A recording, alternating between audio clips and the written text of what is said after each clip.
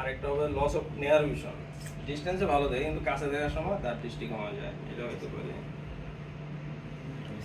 আর সাইনের মধ্যে আসে যে সাইন অবশ্য অত বোঝা যায় না, যেটা হলো যে চোখটা ছোট থাকতে পারে একটু হাইপারমেট্রিয়ার রোগীদের, কর্নিয়াটা ছোট বা একটু স্টিপার বেশি, ফ্ল্যাটের বেশি, শর্টনেস অফ আই মানে এক্সেল লেন্স ছোট থাকতে পারে, দেখে অনেক সময় বোঝা যায়। আর হলো যে অ্যাকোমোডেটিভ কনভার্জেন্স পয়েন্ট থাকতে পারে, রোগীর একটু কনভার্স থাকতে পারে। আর নেয়ার পয়েন্টটা বিকাম ডিস্টেন্স, মানে নেয়ার পয়েন্ট কাছে দেখার দিকে একটু দূরে নিয়ে দেখবে, এরকম হয়ে যেতে পারে ফোকাসের জন্য। এন্ট্রান্স চেম্বার শ্যালো হতে পারে, হাইপারমেট্রিতে কিন্তু এটা হয় শ্যালো এন্ট্রান্স চেম্বার, এটা কিন্তু একটা কারণ। সেকেন্ডারি গ্লুকোমা হতে পারে অ্যাঙ্গেল বোঝার, যাদের হাইপারমেট্রিয়া মানে কি লেন্সটা কিন্তু একটু ফোলা থাকে, ফোলা থাকার কারণে এসিটা শ্যালো হয়ে যায়, তখন সেকেন্ডারি গ্লুকোমা হতে পারে। ঠান্ডাতে কি সেন্স থাকতে পারে হাইপারমেট্রিক কেসের, ডিস্কটা স্মল থাকতে পারে, ডিস্কটা ছোট থাকবে।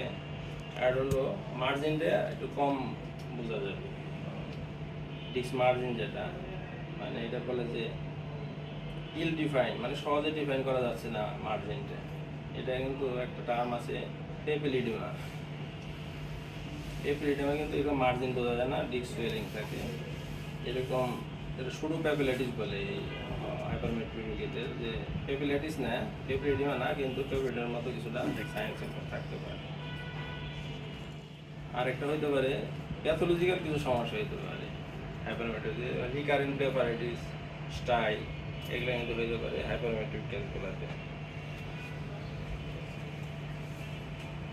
আরেকটা হলো যে গ্রেডিং অফ হাইপারমেট্রিপিয়া, এটা একটা স্ট্যান্ডার্ড গ্রেডিং আর কি, যে কতটুকু থাকলে কোনটারে কোন গ্রেডিংয়ে বলা যায়। যেমন লো গ্রেড যেটা 2 ডায়োপ্টারের নিচে হলে বা সমান বা নিচে হলে হলো লো হাইপারমেট্রিপিয়া, আর মডারেট হলো যে 2 থেকে 5-এর মধ্যে হলো মডারেট হাইপারমেট্রিয়া, আর হাই হাইপারমেট্রিয়া 5-এর উপরে থাকবে। হ্যাঁ, কমপ্লিকেশন কি হইতে পারে, এটা কিন্তু মানে প্যাথোলজিক্যাল জটিলতা হইতে পারে। এটা হলো রিকারেন্স টাইপ ব্লেফারাইটিস হইতে পারে, অ্যাকোমোডেটিভ কনভার্জেন্স পয়েন্ট হইতে পারে, অ্যামব্লিওপিয়া হইতে পারে, অ্যানাসিমেট্রি হইতে পারে, আর একটা হলো যে সেকেন্ডারি গ্লুকোমা হইতে পারে। ম্যানেজমেন্টে তো সহজ, স্পেরিক্যাল প্লাস লেন্সে কারেকশনতে করা যাবে, কন্টাক্ট লেন্স করা যাবে, লেসিক করা যাবে, গ্যারাটোপ্লাস্টি করা যাবে। এটা হলো ইন জেনারেল মানে সহজে বিষয়টা। আমি একটু সহজ আরেকটু বলি, যে একটা গাইডলাইন আছে যে আমরা ম্যানেজমেন্ট দিব, যে হাইপারমেট্রিকের একটা গাইডলাইন, এটা আসলে অনেক বড়। আমি